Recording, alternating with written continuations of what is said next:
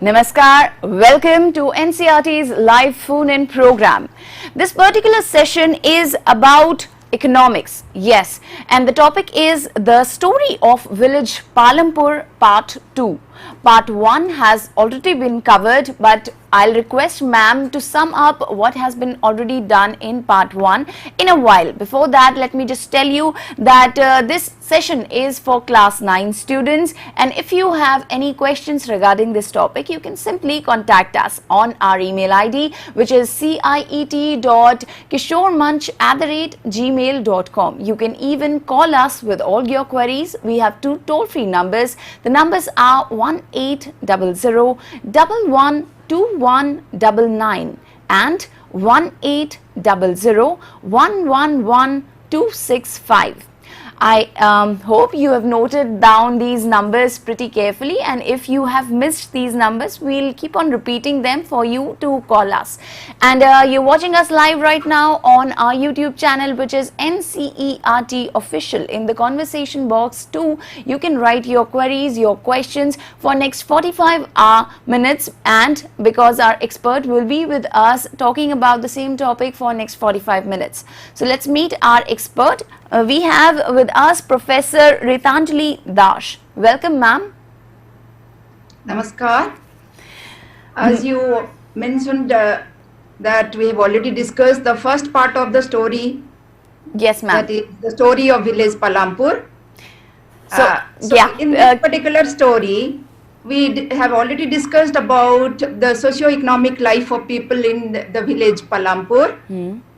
What does it mean by the socio and economic life? You know, when we talk about economic life, we naturally deal with the earning of people, the income of people. What are the different sources of income of people in village Palampur? Okay. So these things have already been discussed in part 1 of this discussion. And with regard to the life of people, socio-economic life of people in village Palampur, we have already discussed about some of the production activities which are available in the village Palampur. As you know, this village Palampur, it is a hypothetical village, but it represents many villages of India, thousands of villages of India. How do people live in the villages? What are the different amenities available to the people in villages? And how do they earn their living? From what are the sources from where they get the income? So these things have already been described and discussed in the first part. And in addition to that, some of the concepts which are also related to production activities, like the concept of production. What does it mean by production? Because you know, though it is a story, I mean the concepts of economics have been described here with the help of a story. Why in the help of a story? It is described in the with the help of a story, because it will be very much a pleasure reading for the students. But our objective is not simply to make it a pleasure reading.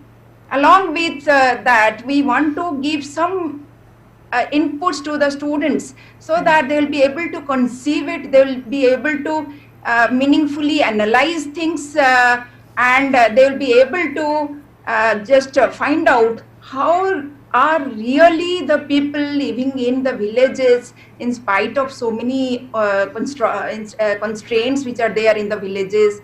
But the village Palampur that we are talking about here is a fairly well-developed village. You know, there are about 6 lakh villages in India, but all villages are not equal.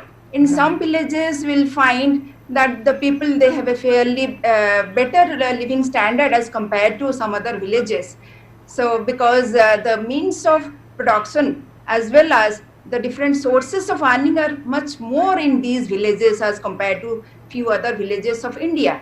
So in the first part, we also discussed about some other concepts which are related to production. For example, what is the meaning of land, what is the meaning of labor, what is the meaning of capital, and what capital, again, it is divided into 2 types, that is the manual labor capital is physical capital, and the human capital. You know, human capital is very much important in production. So it is, what is human capital? It is the entrepreneurship, it is the skill, it is the knowledge which combines together all the physical inputs, which combines together all the non-physical inputs, and to produce something. To produce something means to make some goods and services. And there also we discussed about the difference between goods and services. What does it mean by goods? What does it mean by services? Then along with that, we had a discussion about the different constraints which are there in the villages. So for us, farming activities are concerned. For example, when we talk about land, we know that the lands are fixed in for a particular village or for any particular region. But the most important thing is the lands are getting lands which are used for cultivation. That land is gradually diminishing in size because of urbanization, because of the use of lands for several other purposes.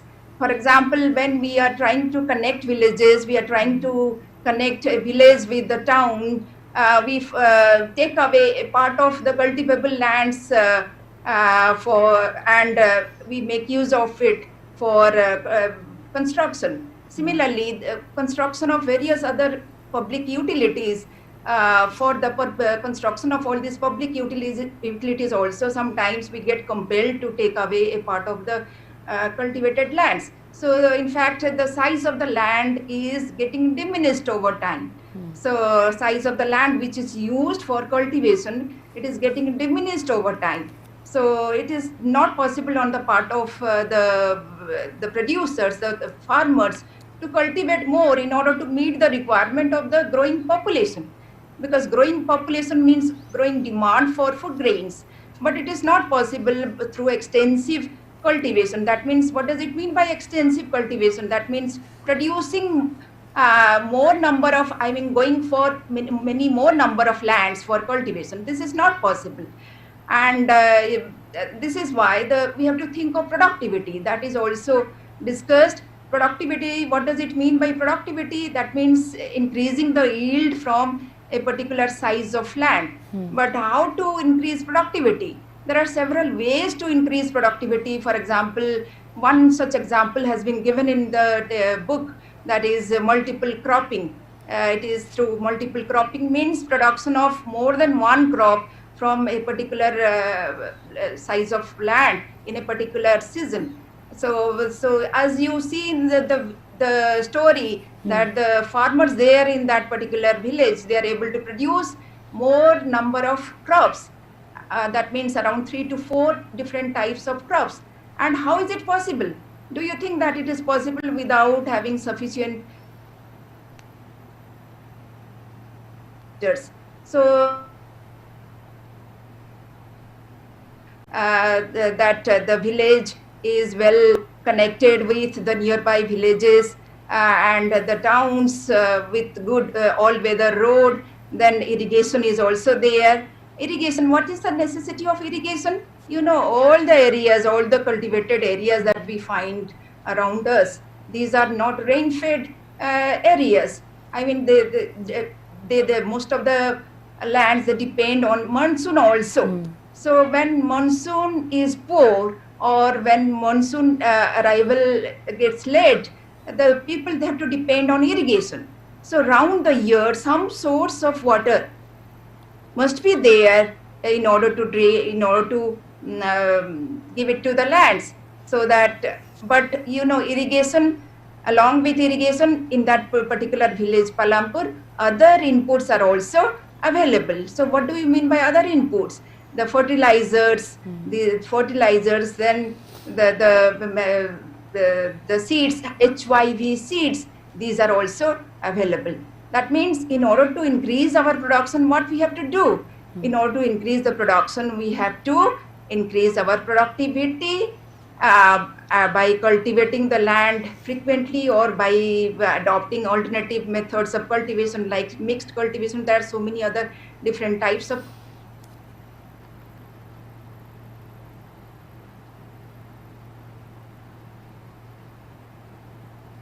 Okay, so ma'am is explaining about the rural areas of India and how many villages are there. Like she said, there are so many villages and all the villages are so different from each other. The irrigation process is something we are all aware about. But there's a lot to understand when it comes to the understanding of the non-rural sector, non-formal sector in the rural areas of India. There's urban sector, which we know that that's where we live, but rural area is something we can't ignore. And the agriculture process is something India is very famous for, and we know that how it works, and that is exactly what ma'am is going to explain in this particular session. There's a non-formal sector, and then what are the interventions of the government to promote the rural non-formal sector. So government has not the interference, but its ways, methods to promote the rural sector, because we have to promote the rural sector. If the rural sector won't grow, the urban sector too won't grow. So let's talk to ma'am and get back to this discussion. So ma'am, you have explained till now that what all you covered in part 1, but I just wanted to ask that the topic is the village of Palampur. So the name itself, it's very catchy. Why is this the title? Because are we talking about only the village of Palampur? I think no, we're talking about the whole rural sector here. So why is the title the way it is?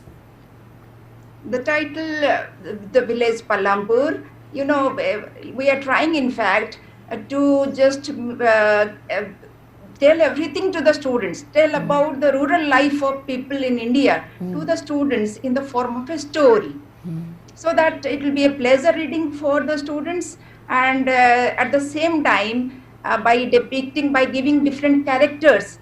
Like in this particular story, you must have seen that there are characters like Karim, there are characters like so many other characters are also there in this. Misri Lal is another character. There are so many other characters. So when the students, when they will get into the story, they will be able to understand easily about the different kinds of problems. Savita in the story, you know, she is a small laborer. What kind of hardship that she faces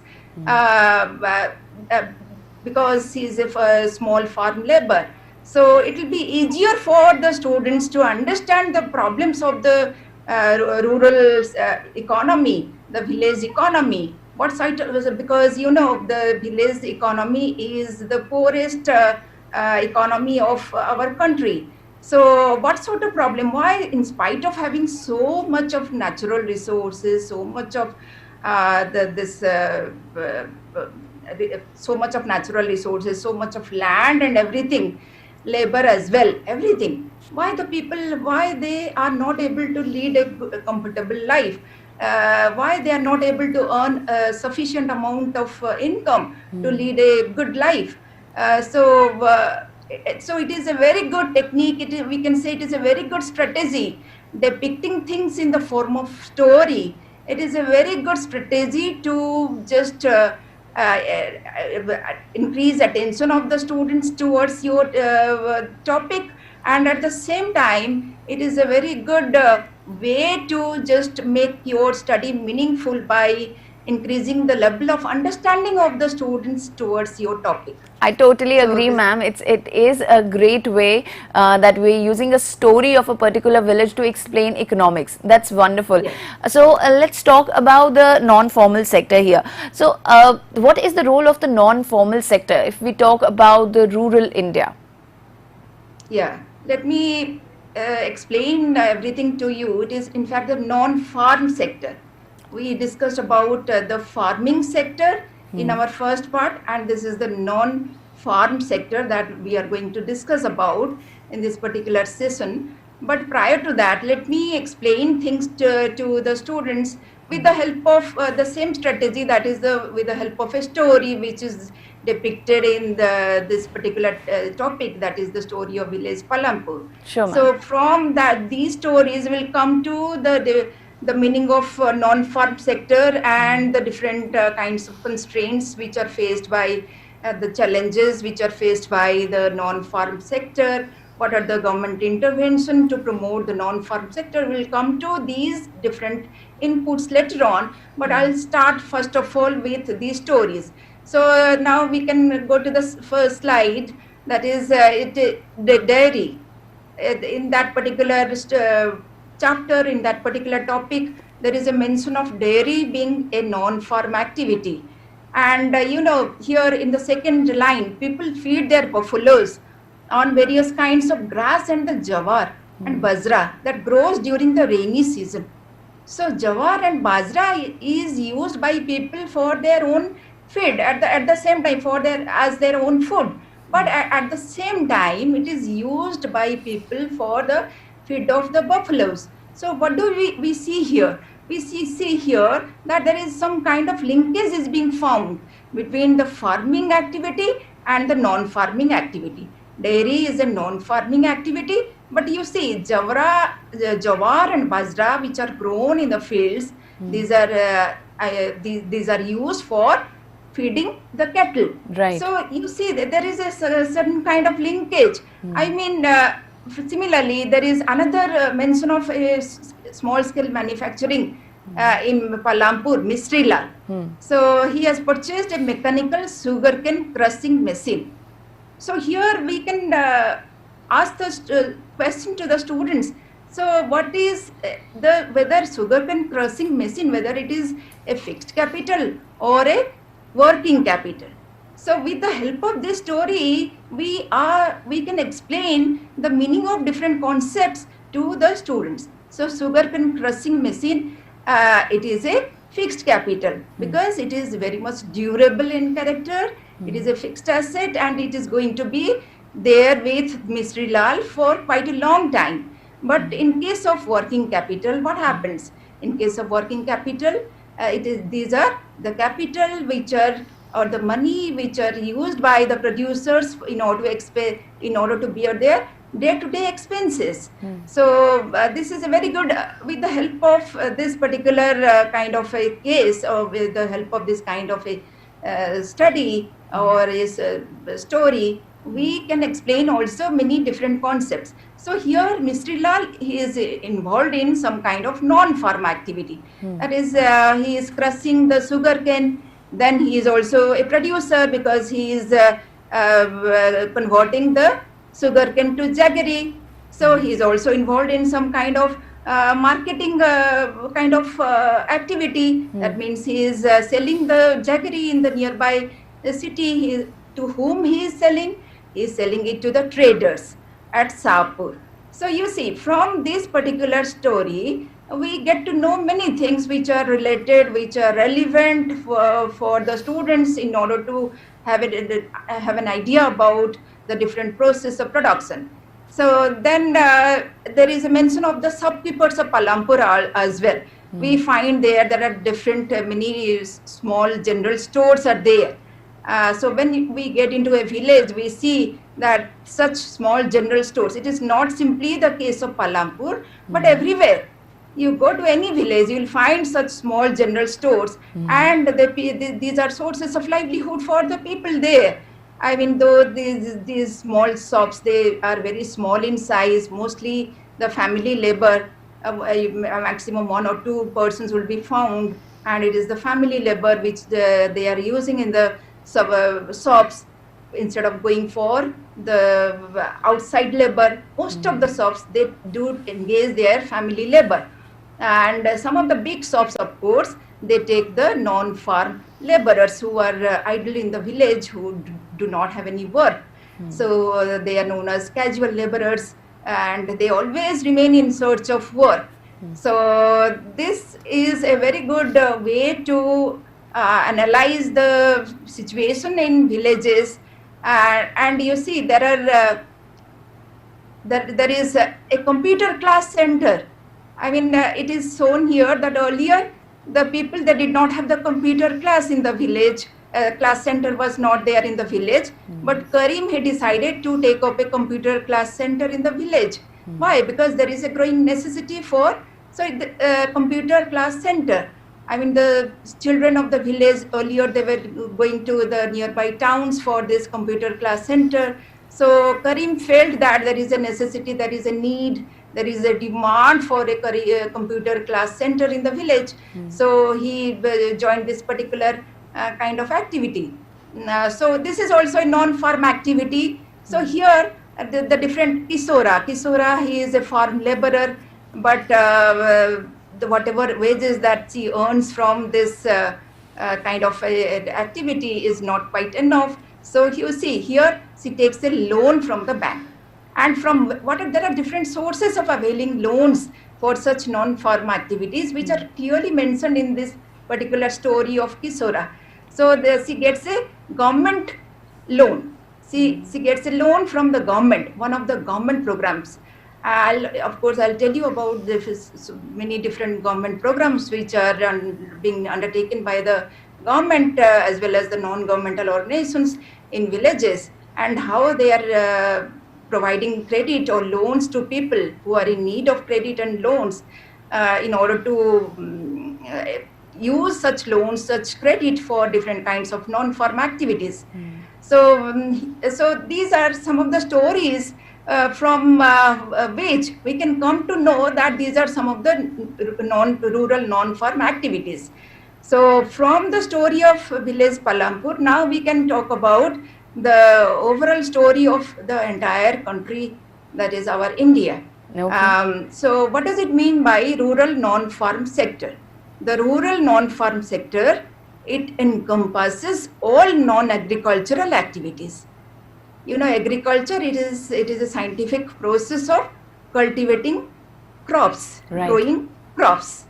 So, but here non-farm activities refer to all those activities beyond the non-agricultural activities. These are mining and quarrying, household and non-household manufacturing. So many varieties of manufacturing activities do take place in villages. There are some of the villagers, they engaging their own labor. They also produce or they manufacture different kinds of handlooms, handicrafts. They also manufacture different kinds of clay pots. You know, there are many varieties of such manufacturing goods which are available in villages, and depending on the availability of the particular kind of raw material which is available in these villages, depending on the kind of skill that they are having in producing these manufacturing items. And non-household manufacturing, I mean, they take a land, they purchase the machinery, they engage the idle labor who are there in the village, and they also manufacture different kinds of activities. Then processing, you might have all of the students, they must have heard about the food processing units which are growing in size over the years. Along with that, several other different kinds of agro-processing industries and then food processing industries. All these things are growing up in the last so many years.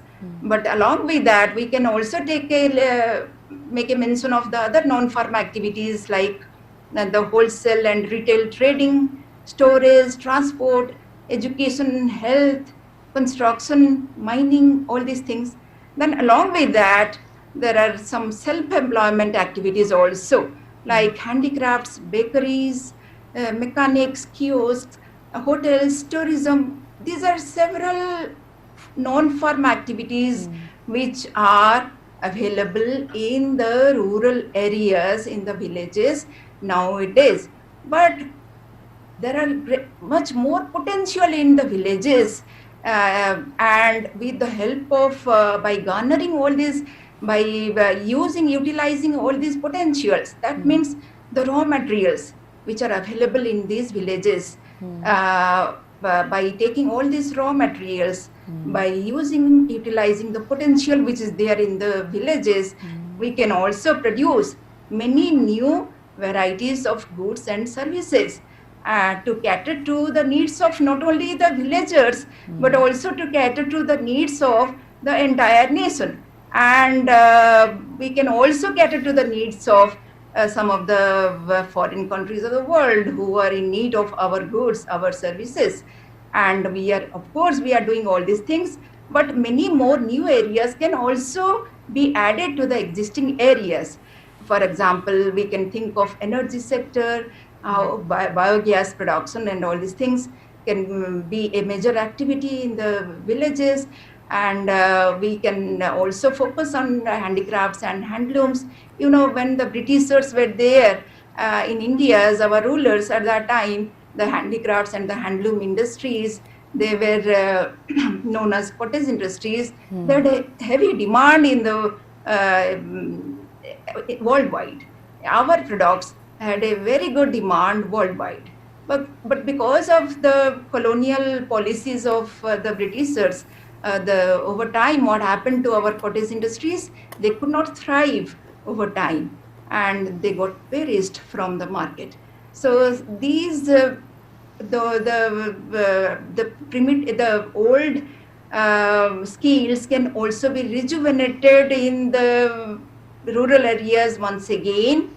Of course, Government of India nowadays is giving many such incentives to the weavers, to the handicrafts makers, and to provide them raw materials, to provide them the market and all these things.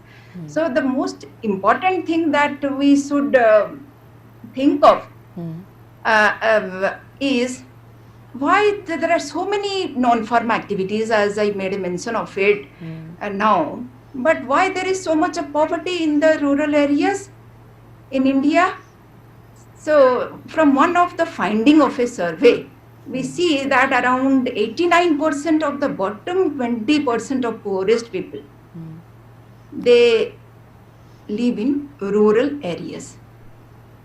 Okay. So this is a very sorry state of affair in the villages. Yeah. This is very, it shows how the people of the rural areas, the villages, what sort of a life they are living. Most of the rest of the poor in the rural areas, they live in poorest of the poor of the country, they live in the rural areas. So is it not our duty? Is it not the duty of not only the government, but also all the stakeholders who are involved in promoting the situation in the rural areas? Is it not everyone's duty to think of the rural areas? Because once upon a time, you know, Gandhiji, he had told that the soul of India, the life of India lives in villages. Absolutely, ma'am. Probably. I totally agree. It is the responsibility of every stakeholder to promote these non-farm activities as well, because they are equally important as farming activities. So ma'am, if we talk about the role of government here, what is government doing to promote these activities? Yeah, I'll tell about the governmental intervention, but let me first of all tell you about one particular aspect, that is why we are going towards the non-farm activities. Because, you know, our villages are known for agricultural activities, Right. allied agricultural activities mostly. But over the last so many years, we are gradually shifting towards the non-farm activities. So what are the reasons? Everyone must know about it. Why we are shifting more towards the non-farm activities? Right. Because one of the reasons, you see, it is urbanization. So urbanization means expansion of towns and cities. So with the expansion of towns and cities, the demand for the modern amenities are also growing. Not simply the modern amenities, even some of the essential amenities which are required to live a good life. These things should also be available in the urban areas. So because of the growing urbanization, and another thing that I have already spoken about is decrease in the agricultural land. That means we cannot depend any more on using more areas for cultivation, and that the size of the land area is also which is used for cultivation, this is also decreasing over time. Population is growing, but size of the land area is which is used for cultivation or agriculture, it is diminishing over time. So this is this is a very pertinent problem that the rural economy is facing now. Then the second thing is, there is a particular census data here, the 10th Agricultural Census. According to the 10th Agricultural Census, the average size of agricultural land holding, it is also declining. It has declined from 1.15 hectare in 2010-11 to 1.08 hectare in 2015 and 16.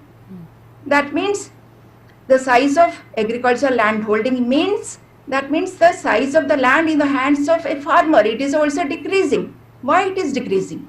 Again, it is due to growth of population and fragmentation of land. So when the size of a family grows, what happens? The size of the land which is available in the hand of the family gets divided. Yeah. So this is one of the reasons why the size of the agricultural land holding is decreasing. Of course, we cannot say that because of the size of the diminishing or the decrease in the size of the agricultural land holding, productivity is decreasing. But as you are all aware that if the size of the land holding will be less than 1 hectare, it will be difficult on the part of the marginal, such laborers. Such farmers are known as marginal farmers whose size of land holding is less than 1 hectare. So, they will not be able to generate a surplus. So what does it mean by a surplus? Surplus means it is a difference between the amount that they produce and the amount that they consume.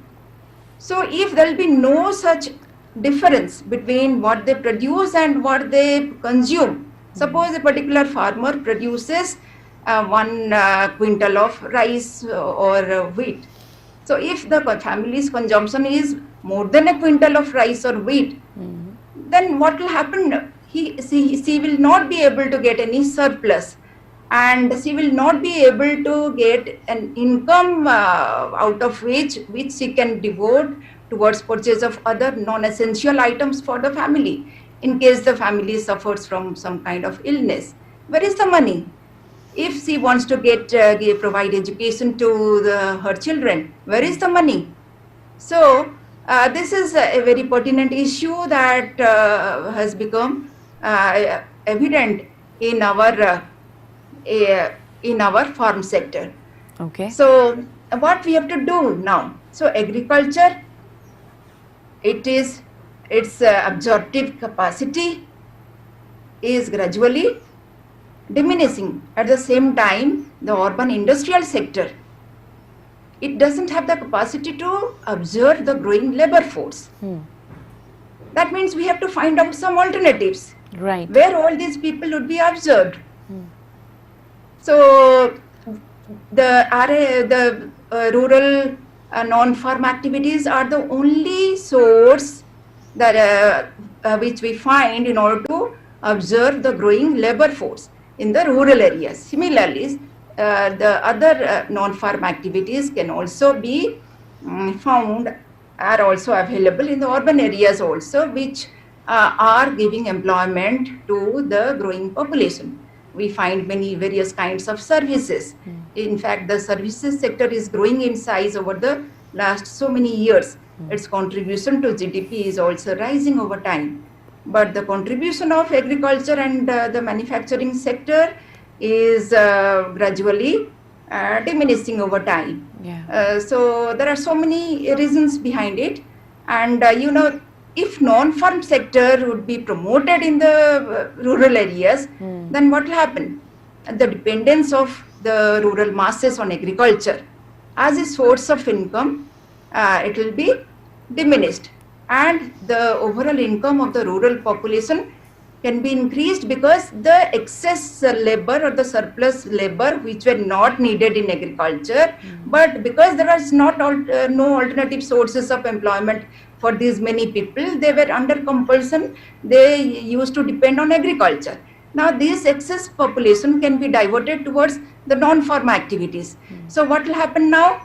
The dependence on agriculture will diminish, and at the same time, these many people who were considered surplus in agriculture, they can find out a suitable means of earning in the non-farm sector. So, so for this reason also, we should have the non-farm activities in the rural areas.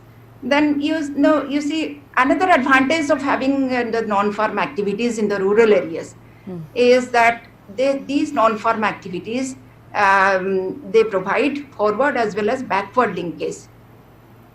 So forward linkage as well as backward linkage. That means all those different kinds of activities which are available in the rural areas.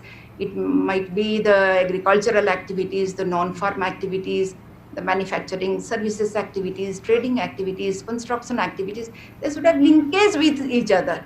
And one of the reasons why we have failed in industrialization in India is because of this lack of such linkage among the different sectors of the economy.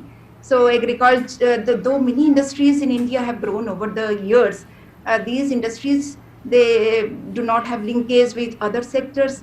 The ancillary products which are supposed to be produced for the main industry, the main the manufacturing unit, these ancillary goods or inputs are not available in our own country, so we have to go for importing these ancillary units. So these are so many such, so because of this lack of such linkage among the industries, linkage among the agricultural and non-agricultural activities, we are all suffering. So let us now take the case of agriculture. So what do you mean by forward linkage? Here forward linkage means here we have to all the agricultural inputs which are required for agricultural activity. These can be sourced from the non-farm sector. For example, the kind of implements which are used, the equipments, the tools which are used in agriculture, these can be sourced from the forward, from the non-farm sector. Similarly, the non-farm sector, this is called backward linkage. Forward linkage is the products, the produce of the farming sector can be used by the non-farm, the people who are engaged in non-farm activities. So such linkages, it boosts the income and it also promotes growth in the rural areas.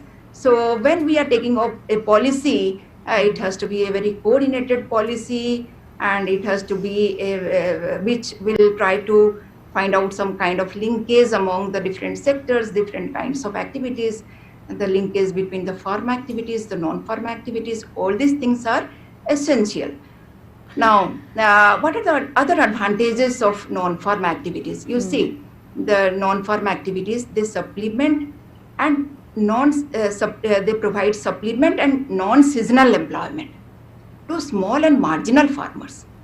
You see, the small and marginal small farmer like Savita, having less than a hectare of land, I mean, very often after harvesting, what happens? She remains idle. So she finds out the alternative sources of work. That means she tries to engage herself in the non-farm activity. Yeah. So here, this is agriculture. Some of the farming practices, these are mostly seasonal in character. So during that particular period, till the harvesting time, the people, they get engaged in agriculture. But what happens to them after that? They remain idle, like Savita. But and some of the and if they will remain idle after that, what will happen to them?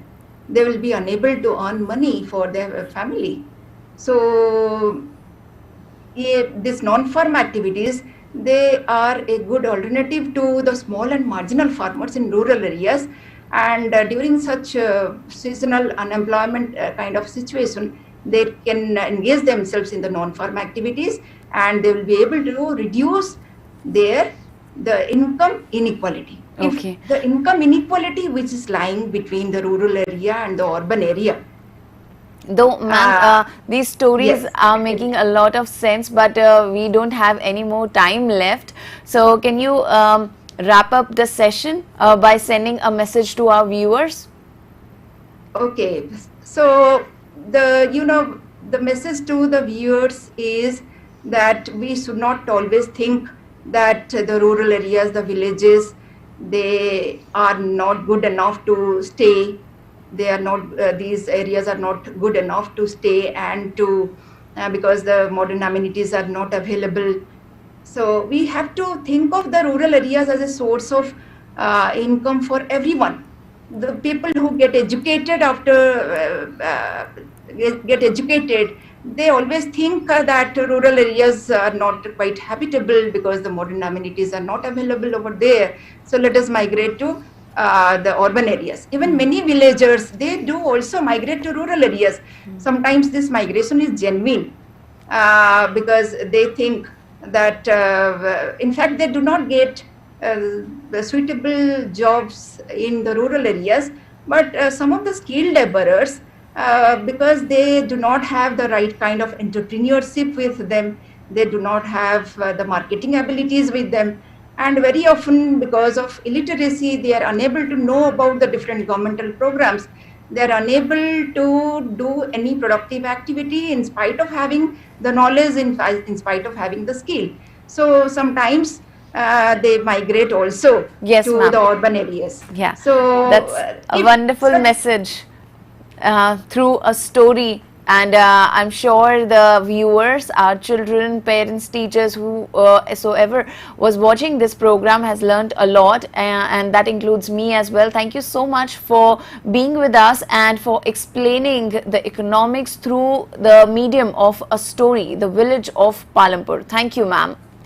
Thank you. Thank you to all the viewers for watching this program, for participating with us, and please stay with us because we're coming back in a short while with an English lesson. Yes, the topic is going to be picture-based composition. So stay with us, keep on sending your messages, your emails, your calls, and yes, you're watching us live right now on SWAYAM Prabha's channel number 31, Kishore Manch, and keep watching Kishore Manch. Namaste.